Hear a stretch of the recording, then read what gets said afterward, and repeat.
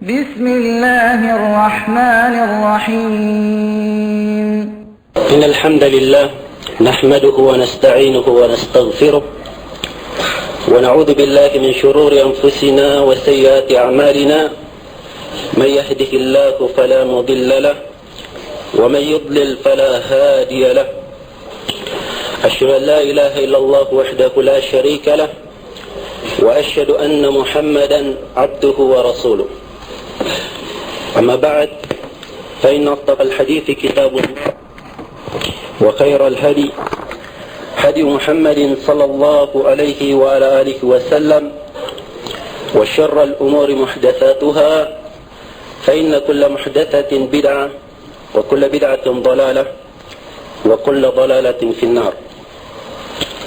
Di awal pembicaraan ini saya berterima kasih kepada semua pihak yang memberikan kesempatan untuk berbicara di sini. Yang sebelumnya saya perkenalkan, nama saya Dzulqarnain bin Muhammad Sunusi. Alhamdulillah sekarang diberikan amanah memimpin suatu pondok pesantren, dan Allah Subhanahu wa taala juga memberikan kesempatan pernah menuntut ilmu di negeri Yaman selama 4 tahun di tangan seorang ahli hadis, kedua di abad ini, dan diakui oleh para ulama di zaman ini. Alhamdulillah. Bapak dan saudara-saudara sekalian, sungguhnya perlu diketahui bahwa perkara-perkara yang menyangkut kaum muslimin dan menyangkut tentang keresahan orang-orang secara umum itu adalah perkara yang harus dikembalikan kepada ahli ilmu. Allah Subhanahu wa taala berfirman, "Wa idza ja'ahum amrun min al-amni aw al-khawf ada'u bih wa law radduhu ila Allah wa ila ar-rasul wa law radduhu ila ar-rasul wa ila ulil amri minhum la'alimahu alladhina yastanbitunahu minhum." Apabila datang kepada mereka suatu perkara yang sifatnya ada bentuk ketakutan atau keamanan, mereka langsung menyebarkan. Tapi andai kata mereka kembalikan kepada Ar-Rasul dan Ulil Amr, yaitu penguasa dan orang-orang yang berilmu, bukan semuanya di antara mereka yang bisa mengambil istimbat, maka akan diketahuilah, ya, maka akan diberikan jalan yang terbaik dalam hal tersebut. Maka di sini yang perlu saya tekankan, bahwa seluruh dari kita menjaga satu prinsip pokok, dan ini adalah prinsip dari prinsip agama kita. Dan semenjak dari awal pembicaraan saya mendengarkan saudara-saudara dari pihak LDII mengangkat golongan dan partainya dengan nama LDII, kelompoknya LDII, dan seterusnya. Dan ini tercela di dalam agama. Dan ini adalah sesuatu yang akan memecah belah umat. Allah Subhanahu wa taala berfirman, "Wa'tasimu bihablillahi jami'an." Berpegang teguh kalian semua dengan tali Allah. Dan Allah Subhanahu wa taala melarang berpecah dan berkelompok-kelompok. Dan itu sifat kaum musyrikin. "Wa la takunu minal musyrikina minal ladzina farraqu dinahum wa kanu syi'a kullu hizbin bima ladaihim farihun." Dan janganlah kalian seperti kaum musyrikin, dari orang-orang yang memecah belah agamanya sehingga mereka berkelompok-kelompok dan setiap kelompok bangga dengan kelompoknya. Dan kewajiban kita semua adalah kembali kepada Al-Quran dan Sunnah Rasulullah sallallahu alaihi wasallam sebagaimana yang dibawa oleh beliau, sebagaimana yang diturunkan kepada Rasulullah sallallahu alaihi wasallam, bukan dengan pemikiran si anu, bukan pula dengan pemikiran atau dengan pemahaman Nur Hasan Ubaidah, bukan pula dengan pemikiran si anu dan si anu, tapi kembali kepada Al-Quran dan Sunnah sesuai dengan pemahaman para sahabat radhiyallahu taala anhum, yang dikatakan oleh Rasulullah sallallahu alaihi wasallam ketika beliau mengabarkan akan terjadi fitnah di tengah umatnya, akan ada kelompok-kelompok yang berpecah. Beliau mengabarkan semuanya di dalam neraka kecuali satu. Maka para sahabat tanya, "Ya Rasulullah, siapakah satu ini?" Ditanya orangnya. orang yang ditanya, tapi Nabi menyebutkan kriteria, menyebutkan ciri, supaya siapa yang berciri dengan ciri ini, maka dia termasuk dari kelompok yang selamat. Kata Rasulullah sallallahu alaihi wasallam, "Ma ana alaika al-yawma wa ashabi." Yaitu orang-orang yang berada di atas apa yang aku berada di atasnya dan para sahabatku. Iya. Maka ini satu poin penting, dan ini pokok dari landasan agama, dan perlu diketahui bahwasanya menjelaskan tentang kesesatan suatu kelompok yang meresahkan umat dan menjelaskan tentang apa-apa yang hal tersebut menyelisihi syariat Islam, itu bukan memecah belah, tapi itu upaya untuk menjaga persatuan. Rasulullah sallallahu alaihi wasallam bersabda, "Wa Muhammadun farraqa bainan nas." Dan Nabi Muhammad memecah belah manusia, memecah belah antara yang hak dan yang batil, antara orang yang kafir dan orang yang muslim. Dan Al-Quran diturunkan sebagai Al-Furqan. Dikatakan dalam Al-Quran, "Tabarakalladzi nazzala al-furqana ala abdihi liyakuna lil alamin nadhira." Segala puji hanya untuk Allah yang menurunkan Al-Quran sebagai Al-Furqan, sebagai pembeda, supaya menjadi peringatan bagi seluruh alam semesta. Maka yang saya inginkan di sini sekarang, semua dari kita dan semua pihak ya terbuka hatinya dan mendengarkan ya bagaimana dalil dari Al-Quran was Sunnah di dalam masalah ini. Berbicara tentang LDII, itu artinya kita harus membuka suatu sejarah yang dimana di dalam sejarah kita umat Islam di Indonesia ini, LDII alias tadinya Darul Hadith atau tadinya dikatakan Islam Jamaah, kemudian berubah menjadi Limkari, kemudian LDII itu sudah dicap sebagai kelompok sesat di dalam masyarakat kita dan di dalam pemerintahan kita. Iya. Dan telah dicetak buku-buku yang berkaitan dengan ini. Keluar fatwa dari MUI dan ketetapan dari Jaksa Agung di Jakarta, dan hal tersebut telah tersebar di kalangan kaum muslimin. Maka membuka pembicaraan tentang hal tersebut artinya kita harus menjelaskan tentang hal tersebut. Memang masalah yang dibicarakan masalah tentang masjid. Iya. Masalah tentang masjid yang dibicarakan. Tapi ini adalah akar, yang akar ini ini adalah cabang dari permasalahan yang mempunyai akar sebenarnya. Iya. Mempunyai akar tertentu. Iya. Sekarang kita lihat kondisi di tengah masyarakat kita, yang mana kaum muslimin, umat Islam yang kadang dari jauh di pelosok Panciro datang untuk sholat di Masjid Agung. Iya. Kemudian datang menunaikan bersama-sama sholat di sana. Kemudian ada dari kelompok kita LDII mengadakan sholat Jumat di rumahnya. Iya. Mereka sholat Jumat di rumahnya. Kemudian setelah itu,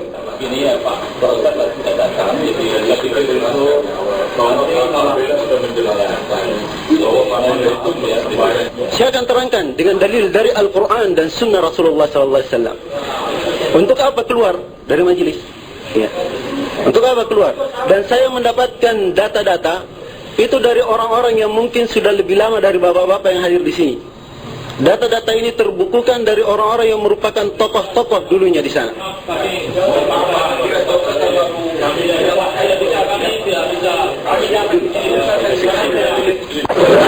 Tolong kita tenang dulu. Kita merupakan pembahasan atau pembinaan untuk masyarakat kita. Iya. Masyarakat kita di Panciro alhamdulillah dalam keadaan baik. Cuman dapat keresahan seperti ini. Nah, ini yang kita ingin selesaikan, ingin diobati. Iya.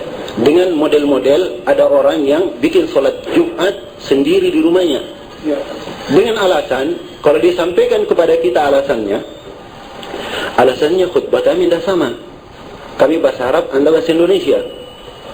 Kalau tadi ada yang bicara lagi di situ dari mereka, dia katakan kami juga sholat di masjid kaum muslimin. Itu saya tidak percaya, sebab mereka punya keyakinan taqiyah. Artinya boleh menyampaikan sesuatu dusta, hatinya tidak begitu. Untuk mengelabui orang-orang yang ada di depannya. Itu keyakinan mereka, dan ini ditetapkan oleh orang-orang yang ikut bersama mereka dan orang-orang keduanya bahkan dalam jemaah mereka. Dan mereka ini sebenarnya masalah masjid itu cuma cabang permasalahan, buah dari kesesatan. Kenapa mereka bikin seperti itu? Dan kenapa mereka menganggap kita ini najis? Kita kalau masuk di masjid mereka akan dilap, dianggap kita najis. Iya. Itu butuh ditahu apa sebenarnya. Dan mereka tidak sampaikan ini kalau masyarakat masih baru kayak Panciro, dia mau masuk. Ya mereka merendah dulu. Sebab mau masuk ke sini. Tapi lihat kenyataan-kenyataan di berbagai daerah. Di Jawa berapa masjid mereka dibakar. Kami punya lokasi di sana dekat Sambun Jawa. Itu sudah kenangan yang cukup populer di ujung pandang ini. Bagaimana dibongkar oleh masyarakat. Tiap kali masyarakat masuk, gelap tempatnya, masuk berkunjung ke rumahnya, setelah itu disapu-sapu tangannya, dianggap najis kita. Kenapa dianggap najis? Sebab ini kembali kepada asal pemikiran. Asal pemikiran mereka di dalam masalah imamah. Mereka singgung tadi masalah imamah, cuma belum mereka terangkan. Masalah imamah dan masalah bai'at, kemudian masalah mengkafirkan kaum muslimin. Iya. Ini 3 pokok kesesatan mereka yang dibangun di atasnya kesesatan-kesesatan yang lain. Bagaimana itu masalah imamah? Masalah imamah mereka meyakini bahwa kepemimpinan itu di tangan mereka. Jadi pimpinan mereka, Amirul Mukmininnya, pimpinan negaranya mereka, itu dulunya Nur Hasan Ubaidah. Sekarang berlanjut dan bertahap-bertahap sampai Abdul Dhafir, kalau saya nggak salah namanya, yang sekarang ini. Nah, maka di sini ini asal dari pemikirannya. Jadi mereka sebenarnya bikin negara di dalam negara. Ya. Cuman karena mereka belum punya kekuatan, akhirnya mereka seperti itu, masih ikut di Partai Golkar, ya, supaya mendapatkan dukungan dari sisi pemerintahan dan tetap dianggap legal di tengah pemerintahan kita. Walaupun sebelumnya pemerintahan telah mengeluarkan keputusan tetap bahwa Islam Jamaah adalah jemaah yang sesat dan terlarang. Dirubah lagi namanya menjadi Lemkari. Setelah itu terlarang lagi, dirubah lagi namanya menjadi LDII, lebih legal lagi. Iya, demikian. Jadi masalahnya asalnya kepada situ. Maka kalau sudah dipasang sebagai imam dia, sebagai pimpinan negara, pimpinan negaranya wajib dibaiat. Iya. Dan orang-orang yang tidak ikut dengan pimpinannya dianggap kafir oleh mereka. Kita semua dianggap kafir. Iya. Cuman itu mereka tidak mau ungkapkan saja jelas-jelas. Atau kalau orang yang ikut tadi ini mengatakan tidak tahu seperti itu, dia orang-orang baru, belum tahu tentang Islam Jamaah, atau masih tertipu dengan Islam Jamaah. Ya. Hakikatnya mereka begitu, dianggap kafir seluruh kaum muslimin. Bahkan ada ayah-ayahnya tidak diajak salaman oleh mereka. Kita dianggap najis. Kalau kafir sudah najis, mereka baca ayat innamal musyrikuna najas, sungguhnya kaum musyrikun najis. Itu pun salah dari sisi pemahaman. Ya. Najis di situ najis ma'nawi, bukan najis secara tubuh, tapi najis kesyirikannya adalah najis. Ya, sudah salah dari sisi fikih dan di sisi banyak lagi salahnya. Ya, ini pokok-pokok yang sebenarnya saya harus uraikan dengan dalil-dalil dari Al-Quran dan Sunnah salahnya hal ini. Ya, bagaimana bahwa kepemimpinan dalam negara itu hanya satu negara saja, hanya satu pimpinan. Dan kita di Indonesia sudah resmi ada pimpinan negara kita. Ya, dan sudah syah Indonesia ini sebagai satu negara, punya wilayah, punya pimpinan. Maka ini negara syah namanya. Kata Nabi SAW, man atakum wa amrukum jami' fadribu unuqal akhar kainan man kan. Siapa yang datang kepada kalian dan kalian dalam keadaan bersatu di bawah satu pimpinan, ada yang ingin datang mengkudeta, maka penggal lehernya. Siapa yang datang itu? Siapa saja orangnya. Ini keputusan dalam syariah. Ya. Siapa saja yang ingin menggugat dan ingin melakukan kudeta di dalam pemerintahan, seperti itu hukumnya. Ya. Maka sepanjang pemerintahan kita masih pemerintahan muslim, sepanjang pemerintah kita adalah muslim, maka syah dia sebagai pimpinan. Ya. Syah sebagai pimpinan negara. Ini yang harus kita yakini. Dan Nabi SAW memerintahkan kita untuk taat kepada pemerintah, walaupun kita dizalimi, walaupun dipukul kita oleh mereka dan dirampas hak-hak kita. Ya, adapun hak kita, hak mereka kita tunaikan. Hak kita kalau mereka tidak berikan, kita minta kepada Allah Subhanahu Wa Taala. Itu perintah Nabi. Perintah ini supaya apa? Supaya masyarakat dalam kondisi tenang, tidak terjadi keresahan. Jangan sampai karena satu orang ingin mendapatkan haknya, dengan sebab itu tertumpahlah sekian darah kaum muslimin. Harus berpikir lebih jauh. Dan syariat ini datang dengan hikmah. Syariat ini datang untuk menyempurnakan maslahat, mewujudkan maslahat, dan meniadakan segala bahaya menimpa umat atau menguranginya. Itu kaidah umum dalam syariat Islam. Ya. Dan bentuk-bentuk seperti ini, seperti dikatakan lagi tadi, ya, mungkin Islam Jamaah kalau kita lihat dari luarnya, tidak bisa dipahami dari luarnya, harus kita dari dalam. Ini sudah menunjukkan kesesatan. Ya. Andai kata baik agama mereka, luarnya dan dalamnya harus sama. Ya. Nabi SAW agamanya diketahui oleh orang-orang musyrik. Mereka sih tidak mau masuk. Ya. Jelas agama beliau. Nabi menyatakan langsung yang disembah cuma satu, Allah Subhanahu Wa Taala. Orang musyrik tidak terima. Mereka tidak suka bahwa sembahan cuma satu. Ya. Ini menunjukkan agama yang disampaikan beliau dalamnya sama dengan luarnya. Ya. Kenapa harus sampai dengan bahasa diplomasi? Ya, kalau dari luar memang kelihatannya seperti itu jelek. Tapi coba kalau masuk ke dalam, ya, seperti durian. Itu pun tidak sama dengan durian. Durian itu dari jauh harum. Ini dari jauh sudah busuk. Ya. Dan masyarakat sudah resah melihatnya. Dan ini yang kita saksikan di banyak tempat. Ya, karena itulah hendaknya kita kaum muslimin kembali untuk berpegang teguh dengan Al-Quran dan Sunnah Rasulullah SAW sesuai dengan pemahaman para sahabat dan orang-orang yang mengikuti mereka dengan baik. Ya, kita berpegang teguh dengan itu dan kita mengamalkan segala sesuatu sesuai dengan tuntunan dan Sunnah Rasulullah SAW. Kemudian menyangkut tentang masalah masjid sebagai pengokohan masalah, tidak boleh membuat acara salat Jumat dimanapun kecuali dengan izin pemerintahan. Sampai sekarang kita tidak ada acara Jumat di sini sebab kita tidak mengajukan izin kepada pemerintah. Dan ini kaidah umum sebab yang menentukan tentang adanya pelaksanaan Jumat dan seterusnya itu adalah pemerintah. Sebab ini menyangkut maslahat umum. Ya, menyangkut maslahat umum dan maslahat umum itu ditangani oleh pemerintah. Ya, dan ini kaidah umum yang harus dipegang. Kemudian yang kedua, ya, menyangkut tentang masalah khutbahnya berbeda dengan khutbah kita. Dia pakai bahasa Arab. Khutbah pakai bahasa Arab itu di negeri Arab. Ya. Orang-orang yang paham bahasa Arab. Orang datang salat Jumat itu untuk zikir kepada Allah, ingat kepada Allah. Ya ayyuhalladzina amanu idza nudiya lis-salati min yaumil jum'ah fas'au ila dzikrillah. Wahai orang-orang yang beriman, apabila diserukan salat Jumat, bersegera kalian untuk zikir kepada Allah. Bagaimana caranya dia zikir kalau khutbah yang dibaca dalam bahasa Arab dan orang-orang yang tidak paham bahasa Arab? Ya. Zikir apa yang mau didapatkan? Kan begitu. Apalagi kalau bahasa Arabnya cuma itu saja yang dibaca. Apalagi kalau orang yang membacanya juga tidak paham apa yang dia baca, tidak tahu bahasa Arab. Dan itu kebanyakan isi dari mereka. Dia tidak tahu apa isi bacaannya. Ya. Itu terus, tiap khutbah itu terus. Dan Nabi SAW khutbah pakai bahasa Arab ganti-ganti materinya. Ya. Kenapa itu terus mereka khutbahnya? Ya.